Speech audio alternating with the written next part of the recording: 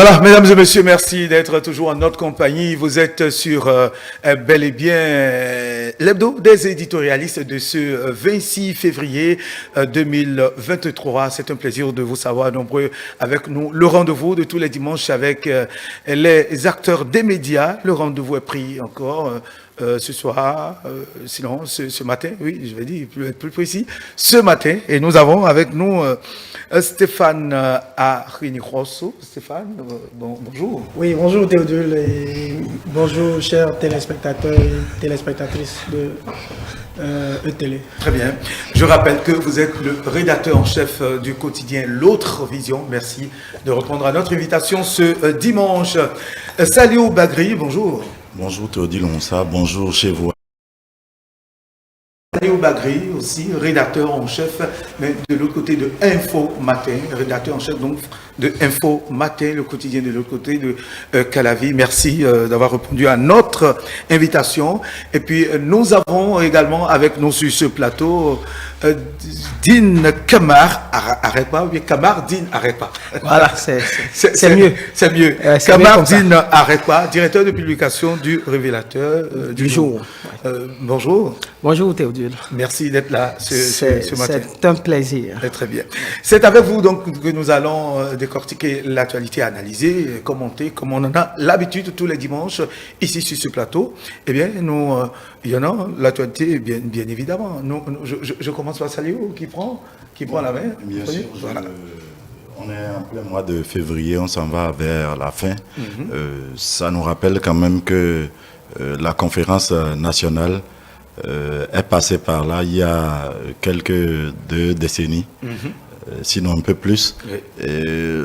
C'est le moment peut-être de voir les acquis par rapport à cet événement très important dans le processus démocratique au Bénin.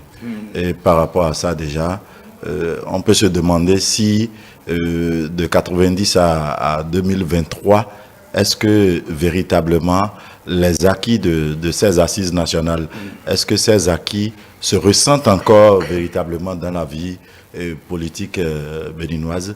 C'est le moment, selon moi, de faire ce débat et de voir peut-être de pouvoir se projeter dans l'avenir par rapport au bilan qu'on aurait y à faire. Et pour ma part, je pense que de plus en plus, on sent que les acquis sont évanescents, c'est-à-dire qu'on ne sent plus ce recours permanent aux acquis de la conférence nationale.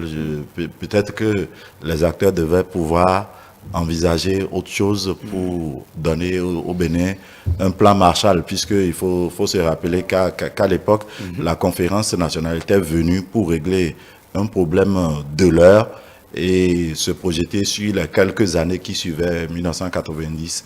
De là, est-ce que la formule retenue à l'époque, est-ce que ça continue véritablement de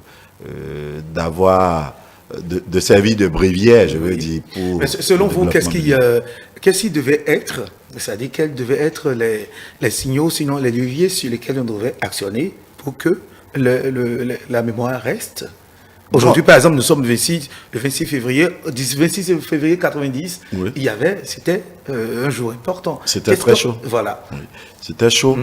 Bon, les leviers sur lesquels on devait actionner, je voudrais dire. Les leviers, bon... les leviers, est-ce qu'il y en a en tant que tel? C'est ce que je disais tantôt, que la conférence était venue à un moment où le Bénin était dans l'impasse par rapport à sa situation économique, sociale et politique.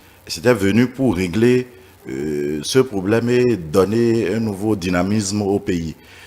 C'est réglé. Mais maintenant, est-ce que par rapport à ce que les acteurs ont retenu, par exemple la mise en place de certaines institutions, le changement de régime, d'idéologie, le recours au libéralisme économique, tout ça, ça a été décidé.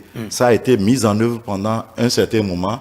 Mais là, au-delà de cette situation ad hoc, il faut se projeter maintenant sur le développement. Il ne faut plus que le Bénin, à chaque fois qu'un régime vient, que le nouveau président vienne avec ses idées et rase ce qui était mis en place et qu'on soit dans un éternel recommencement. Il faut un genre de plan, comme on le fait en Chine, toute comparaison n'étant pas raison, où on fait quand même des plans sur plusieurs années, où à chaque fois que vous venez, même si vous êtes un nouveau président, quelles que soient vos idées, vous êtes obligé de rester dans le sillage de ce que les forces vives de la nation ont pu mettre en place. Je pense que, quelque part, il faut, après toutes ces décennies de mise en œuvre, il faut faire un bilan vraiment de la conférence nationale pour savoir où on en est véritablement. Oui, Stéphane Arine-Rousseau, votre avis sur le sujet? Oui, je pense que c'est vrai, la conférence nationale des forces vives de la nation était intervenue dans un contexte où les Béninois en avaient pratiquement ras-le-bol d'un système politique, d'un système économique qui broyait, n'est-ce pas, donc tout sur son passage. Et cela étant, les Béninois ont décidé de prendre leur destin en main. Du coup, la conférence nationale des forces vives de la nation, qui a été une belle réussite au Bénin, a fini par servir d'exemple au plan continental. Pour moi, d'abord, le premier aspect qu'il faut faire observer, c'est que nous avons, ces dernières années, on a tendance à ne plus valoriser l'image de cette conférence. On a comme l'impression qu'on est en train de délaisser ça.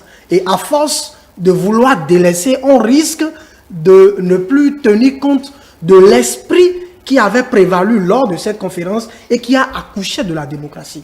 C'est vrai qu'on ne va pas toujours s'inscrire dans un mouvement assez... Mais les temps ont évolué. Justement, j'en viens. J'en viens. Oui, mais aujourd'hui, si nous avons cette démocratie que nous chérissons tant, c'était à partir de ce jour-là. C'est une date qui devrait être, à mon avis, célébrée. Si nous sommes vraiment... L'ouverture ou la fin? La fin, bien entendu. D'accord. Okay. La fin, bien entendu. Et donc, on ne devrait pas perdre ça de vue. C'est très important pour la génération actuelle et les générations à venir. Après cela, je veux également ajouter que, puisque tout à l'heure vous étiez en train de parler d'acquis, pour moi, voyez, la conférence nationale des forces vives de la nation, malgré les difficultés qu'il y avait, tous les compartiments de notre pays, tout le monde a pu se réunir pour discuter des problèmes de la nation. Moi, je pense que c'est un esprit qu'on doit pouvoir conserver. On doit conserver pour toujours. C'est très important quand on a des difficultés dans un État, dans un pays. Quand on a des difficultés, c'est très important de pouvoir se réunir, s'asseoir et discuter pour se projeter dans l'avenir. Et c'est cela, pour moi, qui justifie la réussite ou qui fait la beauté de la démocratie béninoise. Vous voyez, cette démocratie, malgré les péripéties qu'elle a pu connaître, malgré les difficultés, malgré les critiques, au-delà de tout, on réussit toujours à se retrouver. Moi, je pense que c'est déjà un acquis important qu'il faut conserver. Ensuite, s'asseoir pour réfléchir maintenant, comme il le disait tout à l'heure, pour vous dire, est-ce que ce qu'on avait projeté à l'époque, est-ce qu'on est en train de le mettre en application aujourd'hui? Si on le met en application, quelles sont les failles? Parce que tout système démocratique est appelé à s'adapter aux réalités de son époque. Nous sommes d'accord. Donc aujourd'hui, la démocratie béninoise n'est pas encore ce qu'elle doit être, mais elle est quand même à un niveau, quand on va se comparer à certains pays, elle est quand même à un niveau très élevé. La démocratie béninoise gagne en maturité. Et ça, il ne faudrait pas perdre ça de vue. Puisque, pour le moment, qu'on le veuille ou non, les élections sont régulièrement organisées. Oui. Qu'on le veuille ou non, le peuple est donc consulté. C'est ce qui est très important dans un système démocratique. Ensuite, le principe de la séparation des pouvoirs est quand même maintenu, même si il y a des choses à redire à ce niveau. Parce que si le chef de l'État doit avoir son mot à dire au niveau de tous les appareils de contre-pouvoir, on pourrait trouver des choses à dire à ce niveau. Mais toujours est-il que les institutions de contre-pouvoir gardent leur autonomie. du point de vue de leur constitution. Cela est très important. Et donc, je pense qu'aujourd'hui, on ne peut pas dire que nous n'avons pas gagné en maturité. On a gagné en maturité, la démocratie béninoise a gagné en maturité, sauf que il y a quand même des choses qu'il faut toujours continuer par améliorer. Faire en sorte que dans notre système démocratique, nous n'ayons pas des hommes forts, mais que nous ayons des institutions fortes. Très bien. Parce que si une démocratie que nous envions tant, les grandes démocraties, la démocratie américaine, la démocratie française, si cette démocratie arrive à montrer leur force, c'est parce qu'il y a des institutions fortes. S'il y avait des hommes forts, tout peut capoter à tout moment. Donc, il faut revoir les choses sous cet angle et y travailler. Très bien. Kamar Dina Rekpa, est-ce que vous avez la même lecture que Saliou et Stéphane par rapport à ce qui reste 33 ans après la conférence nationale des forces vives de la nation? Oui. On peut quand même dire que du chemin a été fait depuis cette date fatidique là où nous avons su collectivement, je veux parler de la nation béninoise, trouver l'antidote à la situation que vivait le pays à l'époque. Et aujourd'hui, qu'on veuille ou pas, le système démocratique suit toujours son bonhomme de chemin. Et nous sommes toujours en démocratie. Et le seul hic qu'il y a dedans est que, à l'époque, justement, les décisions qui ont été prises, les résolutions qui sont issues de cette conférence, et que le feu général a donc librement, dignement choisi de mettre en application intégralement, cette décision, ces résolutions ont tenu compte du contexte et des problèmes de l'heure. Aujourd'hui, évidemment, les problèmes d'il y a 33 ans ne sont plus les problèmes d'aujourd'hui. Oui. D'où, quand nous voyons un peu comment le régime en place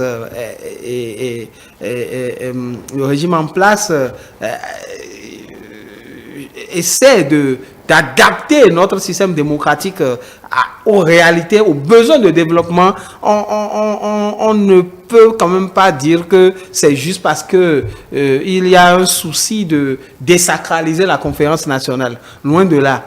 C'est parce qu'il y a des impératifs de développement, effectivement, et qu'il faut donc pouvoir avoir le courage de se regarder et dans la glace et essayer d'avancer.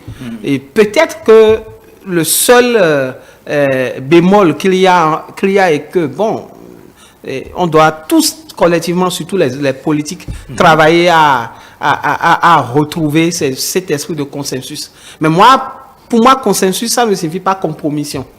Surtout si c'est une compromission dont le peuple sera la grande victime. Donc, c'est-à-dire quoi? Quand le patriarche, qu'on va lui parler, il est un patriarche maintenant, hein, le premier président issu donc de cette conférence, bon, oui, d'abord premier ministre, puis après premier président quand même de l'aide démocratique. Quand au cours de cette semaine, je pense bien, il a donc écrit une de ces lettres dont il est seul à avoir le secret, ces lettres assez loquaces, où il dit donc qu'il voudrait, je pense bien, je vais le citer, Jean, il disait il faudrait qu'on retourne immédiatement à l'esprit du consensus. Il n'a pas si tort, parce que le consensus quand même c'est important pour que ensemble on puisse converger dans le même sens, parce qu'on dit toujours plus unis plus fort. On ne demande pas une complicité qui pourrait, je le disais tantôt, qui pourrait finalement desservir le peuple. On ne demande pas une complicité entre les acteurs politiques, une complicité de compromission, mais un consensus par rapport au fait que le plus important c'est l'État. Le plus important, c'est le pays, et qu'il faudrait, quelles que soient les divergences, quelles que soient les dissensions qu'il y a entre les différents courants politiques, qu'il faudrait quand même chaque fois se souvenir que nous n'avons qu'un seul pays, c'est le Bénin, et que nous devons donc laisser nos intérêts personnels, égoïstes, et travailler pour le développement, l'épanouissement de ce peuple-là, de ce Bénin-là. Très bien. Oui, mais est-ce que je crois bien savoir que vous ne perdez pas de vue du fait que la conférence nationale des forces vives de la nation était venue régler un problème. Il y avait un problème, donc on avait voulu s'asseoir, réfléchir, trouver des solutions au pays pour que le pays redémarre. Alors, 28 ans ou 27 ans après, le temps a évolué. Aujourd'hui, on a opté pour des réformes. Ne pensez-vous pas qu'il faut forcément des réajustements, qu'il ne faudrait pas laisser les choses en l'état, apporter quelques modernités à la chose au regard de l'évolution du temps? Non, je dirais même, Théodule, je dirais même que vous enfoncez une porte ouverte. Le fait déjà, mon confrère le disait tantôt, le fait déjà que le régime actuel s'inscrive dans une dynamique de réforme, c'est parce qu'il y a une certaine insatisfaction. Oui, Il y a des années après. Voilà, et qu'on pouvait apporter de nouvelles dans la superstructure même des institutions qu'on a et qui permettent de faire fonctionner le pays, il y a des choses que la conférence ne pouvait pas tout de suite apercevoir et prévoir. Mais c'est des réalités qui sont apparues à l'aune du temps et auxquelles il faut forcément trouver des réponses. Et c'est pour ça que, à défaut de convoquer peut-être une conférence nationale une conférence bis, comme certains ont commencé à le réclamer il y a quelques années, je m'en souviens encore, et il y a déjà que le président Talon a commencé par prendre les devants pour faire des réformes. Je pense que ça ne suffira pas, parce qu'il y a des réformes qui actuellement ont du mal à passer. Parce que justement, la volonté politique, les intérêts sont là, les gens sont peut-être le confrère Arepa le disait tantôt, ancrés dans leurs vieilles habitudes. Justement, et il y a cet esprit de consensus. Les gens ne sont pas d'accord parce qu'ils ont l'impression parfois qu'on leur impose quelque chose auquel ils n'ont pas participé. Mais ce n'est pas toutes les décisions qui ont été prises pendant la conférence nationale qui arrangeaient tout le monde. Tout le monde n'était pas content. Mais du fait que la grande masse des forces vives de la nation s'est réunie pour quand même prendre une décision consensuelle, ne me dites pas que vous avez oublié cette phrase de « ne nous enterrez pas vivants ». Il faut forcément qu'on retrouve ce consensus. D'ailleurs, c'est un principe sacro-saint dans nos familles et en Afrique, où à chaque fois qu'il y a un problème, le chef de famille appelle tout le monde, on s'assoit. Bon, certes, c'est lui qui a le dernier mot, mais il écoute tout le monde, il écoute les propositions. Il faut qu'on en revienne. Oui, Stéphane. Je voudrais rebondir sur ce que disait Saliou oui. Non, Kamadi. Oui, tout à l'heure. Oui. C'est vrai que notre démocratie a fait du chemin, c'est clair. Et ce chemin a permis aux acteurs politiques eux-mêmes de découvrir les travers du système démocratique. Absolument. Voyez-vous, parce que tout système politique a ses propres travers. Voyez-vous, et c'est ça qui a fini par se révéler avec le temps. Vous comprenez? On a vu sous l'ancien président Yahi ici qui a parlé de démocratie d'escafé, le chef de l'État actuel qui pense que nous sommes dans un pays de pagaille. Voyez-vous, tout ça, en fait... Ça revient à la même chose. Ça revient à la même chose. Ça veut dire qu'il y a toujours des problèmes. Il y a un problème, il y a un problème de fond qui est lié au travers du système politique là même qui est la démocratie. Maintenant, c'est comment faire pour revenir à la normale, pour centrer les choses. C'est ça. Et c'est ça qui fait que parfois, la pilule est difficile à avaler pour certains. Tout à fait. Quand on veut taper du poing sur la table, ça dérange. On a comme chacun dit non, c'est un dictateur, etc. On trouve des mots assez choses pour stigmatiser le fait. Mais moi, je pense que le problème qu'on a aujourd'hui, ou le problème auquel est confrontée notre démocratie, c'est un problème d'éducation. Voyez-vous, c'est un problème d'éducation. Il faut pouvoir rééduquer aussi bien le peuple béninois que les acteurs politiques aux exigences de la démocratie. Si, au nom de la démocratie, on doit laisser tout faire à tout vent, on n'ira pas loin. Et c'est ça qui fait qu'on peut apprécier à sa juste valeur les efforts qui sont faits aujourd'hui par le chef de l'État actuel. Parce qu'au-delà du système, un système politique qui n'a pas un impact économique ne sert à rien. Tout à fait. Ne sert pratiquement à rien. Le but visé d'un système politique, c'est d'améliorer les conditions économiques du peuple. Et donc, ce qui doit être ce qui doit être l'objectif aujourd'hui, c'est l'amélioration des conditions. Et c'est ce qui justifie toutes les réformes qui sont mises aujourd'hui en place. Et moi, ça peut paraître un peu bizarre ou flou, mais lorsqu'on parle de la dictature du développement, moi je pense que c'est un terme assez approprié parce que on a besoin d'avancer. On a besoin d'avancer. On ne peut pas maintenir le statu quo. Ouais. On doit avancer. Et tenir compte des désiderata Voilà, des uns et des autres. des uns et des autres. Qui n'avance pas recule. Voilà, c'est absolument. Gali Seli qui l'a dit dans l'un de ses morceaux. Alors, tout à fait. une dernière question sur ce Oui. sujet, et ça c'est à Kamardine que je l'adresse d'abord. Mais 33 ans après, il y en a qui, en termes de symboles, qui regrettent l'état dans lequel se trouve aujourd'hui, par exemple, cet hôtel, cet emblématique hôtel Pierre-Malédio, qui a abrité ces travaux. Il y en a qui reprochent ça. Et de l'autre côté, la postérité, je parle des enfants, n'ont aucune connaissance, même des étudiants aujourd'hui, de tout ce qui s'est passé au cours de la conférence nationale et qu'on estime qu'on pouvait insérer ça, le déroulement, les différentes étapes les plus importantes dans le curricula au niveau des écoles. Oui. Je pense qu'effectivement, il y a un travail de mémoire. Il y a un travail de mémoire qui doit être fait. Et actuellement, qu'est-ce que le site même qui abrite ce mythique hôtel Pierre-Malédio, qu'est-ce que le site est devenu? Je pense que si je fouille dans ma mémoire rapidement, en temps, ça doit avoir été... Il y a un projet, d'hôtel qui est prévu. Il y a un projet d'hôtel qui est là, qui est... Est-ce que ça suit son cours? Et est-ce que dedans, c'est prévu une sorte de musée. Une salle, merci pour quand même conserver du 28 février. Par exemple, est-ce que c'est prévu? Dieu seul sait, parce que je n'ai pas l'information. Ouais. Peut-être si les personnes autorisées, les voix autorisées nous suivent, ils peuvent peut-être saisir une occasion pour nous tenir informés là-dessus.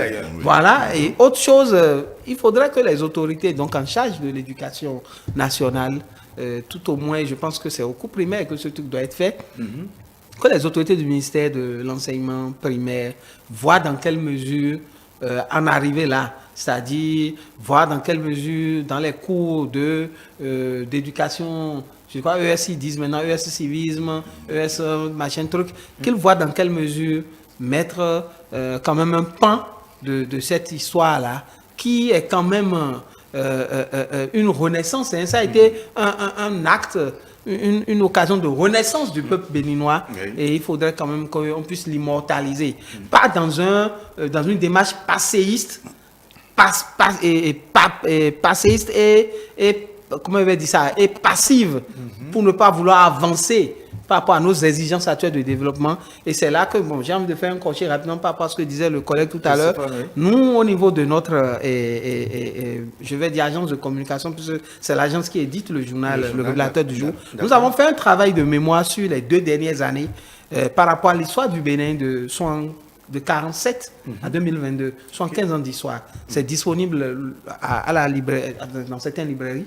Voilà, vous pouvez vous en procurer. Et je me rappelle que un certain... Ce crochet publicitaire. Ouais, je ne suis pas... C'est pourquoi je ne suis pas allé en profondeur. D'accord. Donc, je demande l'indulgence du service commercial.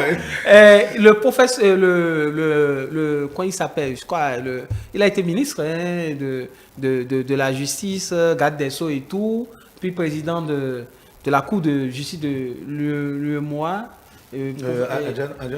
Non, pas lui. Il est toujours vivant. Un ancien membre de la RB. Le nom m'échappe là sur le coup, mais beaucoup l'ont certainement reconnu d'après ce que je dis. Non. Un baron de l'UPR aussi.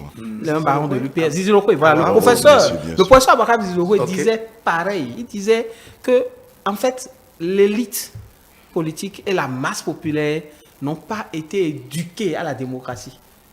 Et que c'est l'un des problèmes que le régime actuel est obligé de résoudre à sa manière. Que le problème qu'on a eu, que de bonnes décisions, de bons tests sont issus de la conférence nationale, mais c'est dans la mise en application, et cette mise en application qui doit le faire, si ce n'est pas les humains. Mais que ces humains-là, à commencer par l'élite politique, n'a pas été éduqués réellement au militantisme déjà, et aussi à la gestion de la chose publique pour pouvoir faire de ce système politique qu'est la démocratie un véritable levier de développement, un véritable levier de développement du pays. Donc, c'est vraiment un problème d'éducation. C'est vraiment un problème d'éducation et le gouvernement, les acteurs politiques gagneraient à trouver le modus operandi pour pouvoir éduquer notre peuple réellement à l'amour du bien public, à l'amour de la chose publique. Et voilà. Sinon, quel que soit le système mis en place, nous ne saurons être satisfaits. Très bien. Stéphane, Stéphane, oui. Stéphane. Oui, je voudrais par rapport juste- à cette question, Oui. ce qui reste, les symboles qui restent Oui. dans qu'il a, est-ce que ce ne serait pas meilleur de parler à nos enfants, à nos étudiants, de ce qui s'est passé au cours de cette conférence et différentes étapes, Absolument. plutôt que, de les verser dans d'autres cultures, Deuxième Guerre mondiale, etc., etc. Absolument. Moi, je pense que, d'abord, comme il le disait, voyez-vous, il y a eu une sorte de...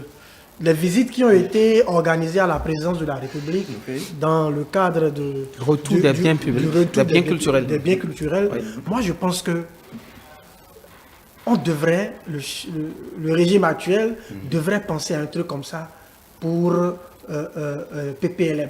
Quand on aurait fini de construire ce qu'il y a, moi je pense qu'il serait bien qu'on organise des visites et qu'on fasse descendre des gens de l'extérieur pour qu'ils viennent voir. Pourquoi ne pas prendre les photos de ceux qui ont participé à cette les figures emblématiques qui ont participé à cette conférence, prendre leurs photos, les exposer.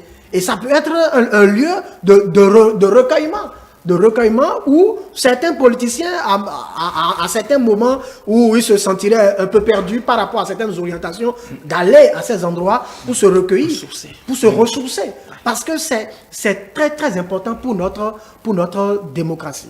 Ensuite, je pense que, comme il le disait également, au niveau de nos écoles, de nos collèges, il faudrait...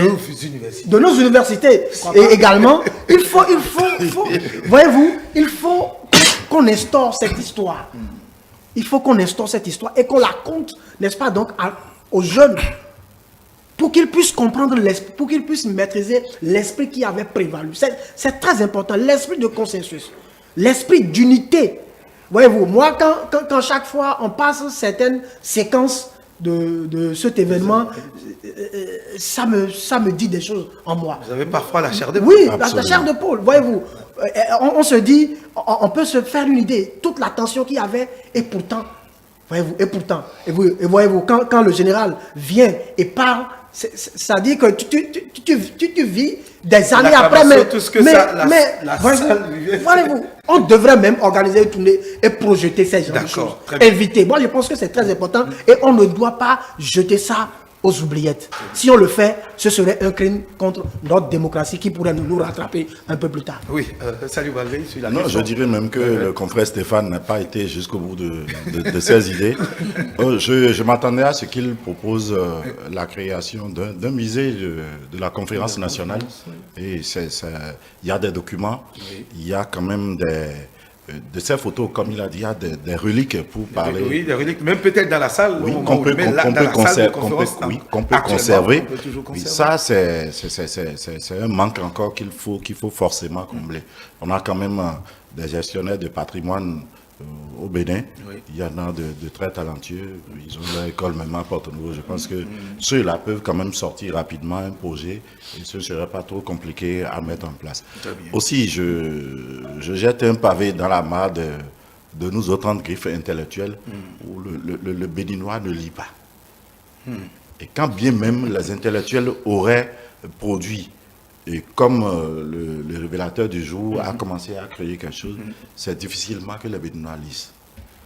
Mais il y a néanmoins ce manque de littérature autour de cet événement. Je pense que ça doit quand même servir de filon et on n'a pas encore commencé à exploiter l'histoire même de la conférence nationale. Tant que les gens ne vont pas se documenter, lire, s'imprégner véritablement de tout ce qui s'est passé à cette époque, je pense que ça ne va pas servir à Ça grand-chose. fait Ça grand-chose, va très bien. démarrer comme un événement lointain auquel on va se référer. De toutes les façons, c'est sûr, les autorités béninoises actuelles travaillent puisque nous venons de le dire, il y a un projet de construction d'hôtel qui est prévu sur l'emplacement, pour occuper l'emplacement de l'hôtel PLM, l'emblématique hôtel PLM à Alédio, qui rappelle beaucoup de choses à tout un chacun. Ça dépend en dehors de la conférence, beaucoup d'autres choses. Et c'est sûr que les autorités nous suivent et prendront les mesures qu'il faut en son temps pour que ça puisse rester, parce que c'était le nouveau point de départ de la démocratie béninoise. Alors, nous allons évoluer et aborder d'autres sujets. Avec Stéphane, oui, vous avez voulu qu'on parle donc de cette polémique qu'il y a eu autour de la nomination du nouveau DG. Oui, absolument. Et on a vu que, aussi bien sûr, les réseaux sociaux que dans les médias, cette nomination du nouveau directeur général de l'ANIP a suscité une forte polémique, un tollé. Et quand on suit un peu les uns et les autres, il y a comme un brin de patriotisme ou de nationalisme. Je veux dire, on se dit que bon, pourquoi le chef de l'État n'utilise pas les compétences qui sont à l'intérieur du pays. Et on estime que le chef de l'État aurait pu faire la promotion quand même des cadres qui l'entourent. Bon, tout ça, c'est pas mauvais. On peut voir ça de ce œil-là. Sauf que ici, moi, ça ne m'a pas surpris. Parce que ce n'est pas aujourd'hui que le chef de l'État a nommé quelqu'un, un expatrié à la tête d'une structure au Bénin. Et cela s'inscrit... Le chef de l'État ne fait rien sans l'avoir annoncé au préalable. Voyez-vous, il suit une feuille de route. Il avait déjà annoncé que même s'il lui faut des compétences à l'extérieur, qu'il ira chercher. Il ira les chercher. Donc, cela ne devrait pas surprendre les Béninois. Ce qu'il faut dire, est-ce que ces compétences qui sont appelées font le job? S'ils font le job, pour moi, il n'y a pas polémique, cela ne devrait pas susciter un problème en tant que tel. Sauf que il faut dire que quand on veut faire un certain nombre de choses, il faut pouvoir savoir comment ménager. Comment ménager, parce que à vouloir continuer, est-ce que dans le propre camp, c'est une interrogation, est-ce que dans le propre camp du chef de l'État, il n'y aura pas des murmures? Voyez-vous, parce qu'il y a quand même d'autres... Depuis que Cyril a été appelé... Monsieur Goubedji a été appelé, il y a d'autres... il y a des politiciens qui l'orientent déjà ce poste. Bon, et puis voilà, ils entendent qu'on a appelé quelqu'un de l'extérieur, ça peut créer une forme de frustration. Donc moi, je peux voir des revers au plan politique. Est-ce que cela, au plan politique, sert le chef de l'État lui-même? Et puis c'est à ça qu'on pourra réfléchir. Oui, Kamardine, Arek, par votre avis sur le sujet, est-ce que vous étiez gêné? La polémique qui s'alimente autour de la question a été de votre goût? Il y a qu'on veuille ou pas, quand même, un peu de quoi être interloqué, un peu de quoi être choqué d'apprendre, même si on sait qu'il y a d'autres structures où carrément c'est même des contrats de gérance, je pense, où des expatriés sont nommés. Bon, on se dit, ce qui a l'air un peu sensible sur cette question, c'est le fait que c'est l'agence qui s'occupe des données personnelles. Absolument. Vous voyez, c'est les données personnelles, même des Béninois. Au fait, des Béninois et les données électorales aussi. Voilà. En fait, c'est là où se situe la vraie polémique. C'est là tout ça qui fait que, au-delà qu'on va appeler ça, des intérêts politiques, des acteurs politiques qui espéraient une promotion à ce poste-là, et au-delà de ceux qui sont peut-être trop nationalistes, voire xénophobes, nous autres, en tant qu'hommes de médias, on est un peu inquiets. Et je crois que c'est le rôle maintenant des autorités de nous rassurer. Et quand on lit les attributions du DG de l'ANIP, c'est vrai que le DG de l'ANIP c'est pas, il n'est pas l'opérationnel. Il y a les services techniques. Voilà, il y a les services techniques, il y a les cadres. Il ne va pas quand même venir avec une fourgonnette de Rwandais puis diriger l'ANIP et il n'y aura plus de Béninois là. Non, mais on l'a mis à la tête, comme on a je crois un Sénégalais comme directeur général adjoint au niveau de la douane par exemple. Donc en fait, il vient apporter son expertise. Absolument. D'accord, il vient apporter son expertise. Il y a les 4 Béninois qui sont toujours autour de lui. Et il faudrait juste que, qu'on nous rassure un peu plus quand même que les choses vont se faire comme... Bon, parce que moi, je me dis aussi, le docteur Cyril Gouedji, il était là, beaucoup le critiquaient, les gens tiraient sur lui. Les gens le tiraient peut-être parce qu'ils voulaient qu'on l'enlève pour qu'il prenne sa place. D'accord, mais bon, maintenant, le chef de l'État, il se dit, OK, je mets quelqu'un... voilà. Un inconnu. Un intrus. Voilà. Mais bon. Qui a la compétence. Mais qui a la compétence. Oui, parce que on a appris, moi je ne le connaissais pas. Mais depuis qu'il est nommé, que les recherches ont commencé à être faites sur lui, mais il a dirigé l'ANIP justement du Rwanda. Oui. Après, il a été maire de Kigali. Oui, ça veut dire qu'il a l'expertise qu'il faut rechercher. A priori. Et on sait quand même que le Rwanda, à part les clichés, peut-être vrai, peut-être faux qu'on a sur le Rwanda en termes de réalité politique et autres, on sait quand même qu'en matière de développement, de technicité, le Rwanda demeure un exemple. Hein. Ouais. On ne peut pas nier cela. Donc c'est sûr qu'il vient avec une certaine expertise. Il y a peut-être un niveau de résultats que le chef de l'État veut cette fois-ci. Et il s'est dit, il vaut mieux aller chercher quelqu'un qui est plus pointu. Surtout que le docteur Sébouéji, on lui a confié une nouvelle mission. Voilà, donc c'était peut-être pour le chef de l'État l'opportunité d'amener quelqu'un qui a une expertise plus pointue sur la chose. Maintenant, moi, ce que je veux, c'est qu'on nous rassure quand même que nos données personnelles, nos données en tant que Béninois, voilà quoi. Je sais pas, ça aussi a besoin d'être rassuré, tout comme... Non, moi j'aurais même mis... Sinon, l'actuel DG, quoi qu'on dise, selon les recherches, a l'expertise qu'il faut. Et puis, le chef de l'État l'a annoncé, Stéphane l'a dit tout à l'heure, même s'il faut aller chercher de la compétence qu'il faut ailleurs, il ira même à l'installation vendredi dernier de conseil de contrôle pour le contrôle au niveau de l'université. Il lui a dit, ce sont des instructions qu'il a données à ce conseil, même s'il faut aller chercher de la compétence ailleurs, il faut le faire parce que nous avons besoin des résultats. Cela ne veut pas dire qu'on n'en a pas au Bénin. Non, Stéphane parlait de dictature du développement tout à l'heure. Bon, ça rentre dans ce cadre peut-être. Mais j'aurais une lecture un peu décalée de la chose. Oui. Je suis plutôt rassuré. Non pas rassuré parce que je suis content que un expatrié vienne prendre en griffe la place des Béninois. Non.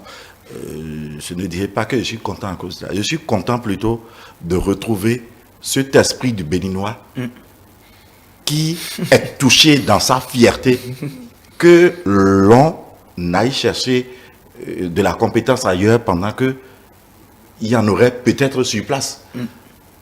Mais celui qui est allé chercher la compétence ailleurs, c'est un signal fort qu'il donne pour que les nôtres eux-mêmes se prennent au sérieux. C'est ça.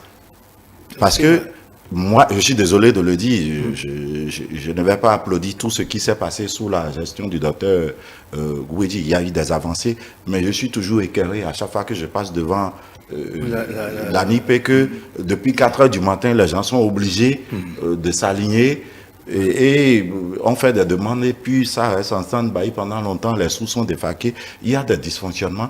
On a vu pendant les dernières élections où des gens qui votent à Calavi ont été obligés de se retrouver à Agla ou bien quelque part. Il y a eu ces couacs-là qui sont naturellement inhérents à toute gestion. Mais quand on veut aller vite, je me mets dans la posture du chef de l'État pour me dire peut-être que, Kamadine le disait tout à l'heure, c'est cette recherche peut-être de résultats et on connaît le bonhomme, on le connaît. Il a mis des œillères, il a sûrement mis également des boules caisses pour ne pas entendre ce qui se dit actuellement. cela participe naturellement au dynamisme des choses. Si le Béninois veut reprendre sa chose en griffe, c'est qu'il doit se mettre au travail, qu'il se prenne au sérieux pour que on ait plutôt à choisir entre plusieurs que d'aller en prendre ailleurs. C'est peut-être ma lecture. Votre lecture. Je ne sais pas si Stéphane a quelque chose à ajouter avant qu'on je veux juste ajouter que au regard de toute la polémique qui se fait actuellement sur la toile, il serait bien, comme il en a déjà l'habitude, que le porte-parole du gouvernement puisse se prononcer sur le fait pour rassurer les uns et les autres de ce que nos données sont en sécurité et ne seront pas rwandisées et ça, c'est le patriotisme, voilà. Et puis, je veux dire que si ceux qui entourent le chef de l'État se sentent frustrés ou que les Béninois se sentent frustrés, c'est le signal fort. Non pas que je voudrais dire que le Bénin est un désert de compétences, mais que on travaille à être un oasis de compétences. Très bien. Très rapidement, un dernier sujet sur lequel nous allons nous prononcer, c'est par rapport au changement donc, de nom de l'équipe nationale. La question qu'on se pose aujourd'hui, mais pour quelle efficacité? C'est vrai que c'est depuis il y a très longtemps que cette question a été évoquée. Changement de nom, passer des écureuils au guépard, ça c'est depuis... au temps du ministre Gagnou Soglo, ministre de la Jeunesse et des Sports, dans le temps que ça a circulé. Aujourd'hui, le fait est là, l'acte a été pris. Les guépards, Kamardine? Oui, les guépards sont nés, on va le dire comme ça. Oui. Et comme certains l'ont dit sur les réseaux sociaux, parlant de la délégation béninoise qui est au CAN U20 actuellement, ils ont quitté ici en tant qu'écureuil et ils ont quitté le Bénin en tant qu'écureuil et ils sont atterris en Égypte en tant que guépard. Oui. Bon, ça devrait permettre c'est de quoi normalement bondir, hein? C'est-à-dire atterrir et bondir en même temps. Ouais. Sauf que là, ça a accouché d'un match nul. Ça a accouché d'un match nul avec la Zambie.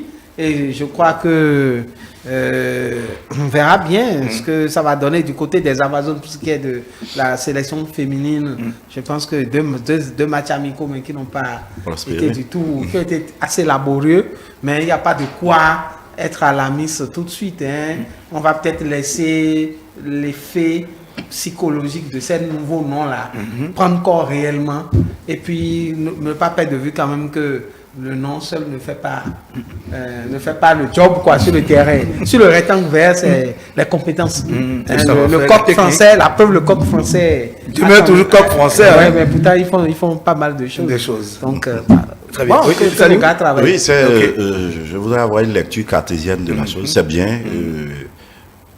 Kamar le disait tantôt.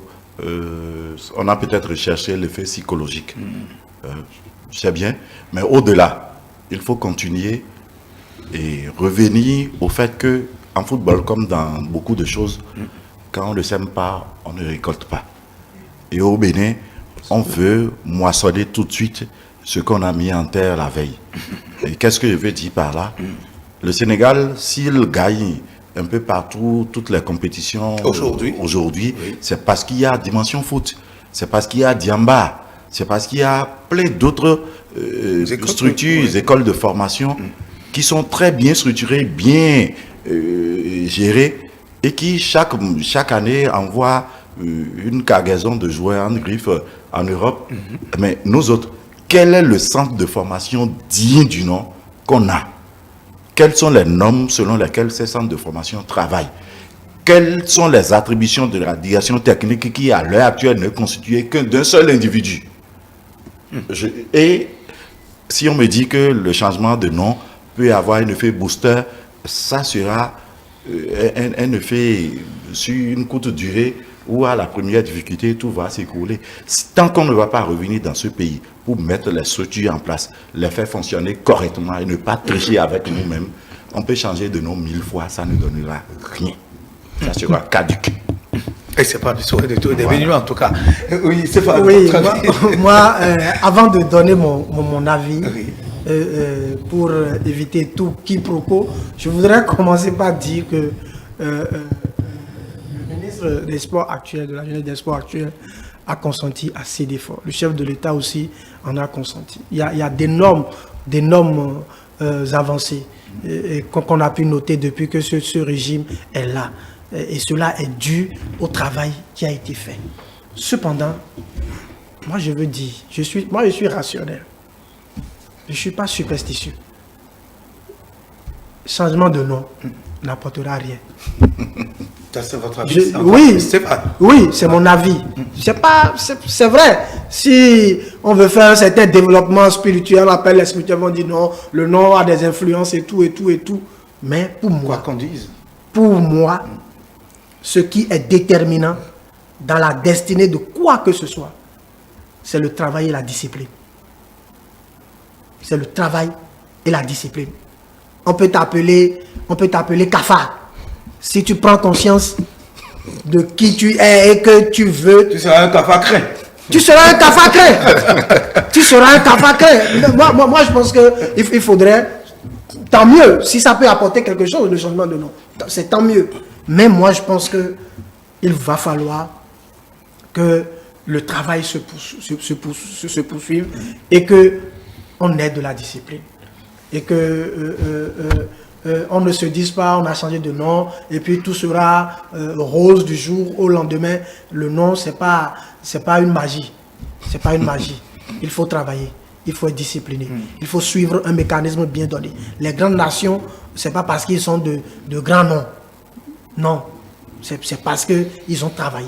C'est mon avis et c'est ce que je pense. Et je pense que le président de la Fédération béninoise de football en est aussi très conscient. Très conscient. Et je le sais, très travailleur. Et je pense qu'il ne va pas se fier au changement de nom. Mais pour espérer des résultats. Pour espérer des résultats, mais travailler concrètement, de façon sincère. Oui, quoi qu'on dise, c'est vrai, il faut un travail de fond. Quand vous observez les grandes nations de football, oui, il y a un travail de fond qui a été fait des années durant et on a espéré le résultat. Vous avez donné, ça lui a donné l'exemple du Sénégal aujourd'hui qui rapporte plusieurs coupes, mais c'est parce qu'il y a eu plusieurs années de travail. Absolument. Mais au-delà de tout ce qui est rationnel, de tout ce qui est travail, le monde est composé de tout et de tout. Il y a le volet spirituel qu'il ne faudrait pas négliger. Il y a même déjà un petit détail dans la nomination. Oui. Je me demande pourquoi cette disparité de noms quand on passe des hommes aux femmes. S'il y a Guépard, ça doit être Guépard. Pourquoi Amazon? Oui, Amazon pour ce concert. Pour le caractère particulier qu'on veut donner à cela, parce qu'on a eu, ce sont nos agodiers. Je comprends. D'une chose, on ne va pas prendre l'équipe nationale pour garder tous les symboles du pays. Il faut penser, il faut redistribuer autrement. Je veux même ajouter que Écureuil qui a parfois fait chose là, c'est avec Écureuil qu'on est allé en quart de finale, ou au quart de finale. Absolument. C'est avec Écureuil. Donc, Écureuil là, même Écureuil là, avec, si on le fouette un peu, on peut aller en finale. N'oubliez pas qu'Écureuil, après avoir mangé 10 minutes, et c'est ce qu'on remarque chez nos joueurs, ça, nous sommes tous des journalistes sportifs, nous l'avons observé. 30 minutes de jeu avec les Écureuils, 20 minutes. C'est quel système de jeu qu'on applique? Et c'est quelle préparation physique foncière qu'on applique pour que les gens puissent tenir dans la durée? Mais donc, ce n'est pas une question d'écureuil ou de guépard. Très bien. De toutes les façons, nous allons... oui, il faut travailler. Ça, c'est un principe de base. Il faut se réorganiser. Se réorganiser à la base, travailler, créer, réactiver les écoles de football que nous avons. Et organiser cette direction technique qui m'énerve. Non pas que j'ai des problèmes contre M. Ogouillon, qui est un cadre très compétent, mais... Si on vous nomme à la tête, une direction, c'est constitué de plusieurs services et de plusieurs personnes qui travaillent dans un système donné. Mais une direction ne saurait être composée d'une seule personne. Avec le ministre, s'il y a un tournoi, quand même, la DTN là est mise en place depuis plus d'1 an. On attend quoi? Très bien. Merci à vous, chers collègues, pour ces moments d'échange sur l'actualité que nous avons passé ici ce dimanche 26 février. Nous étions bel et bien en guise de souvenir. Nous sommes replongés dans ce que nous avons pu garder 33 ans après cette conférence nationale des forces vives de la nation. Vous nous avez suivi. Nous étions également sur le sujet qui concerne la nomination de M. Pascal Nyamolinda à la tête donc de l'ANEIP et puis pourquoi pas le changement de nom de notre équipe nationale. Et Stéphane Akin Rossou était là, rédacteur en chef de l'Autre Vision. Merci d'être passé. Saliou Bagueri, rédacteur en chef de Info Matin, était aussi présent. Merci d'être venu. Et puis Kamardine Arekba, directeur de publication donc du quotidien Le Révélateur du jour. C'était l'équipe de ce dimanche. Merci de nous avoir suivis. L'hebdo des éditeurs, on se retrouve dimanche prochain. Juste après nous, le bulletin de l'information et puis l'équipe pour le débrief. À tout à l'heure donc.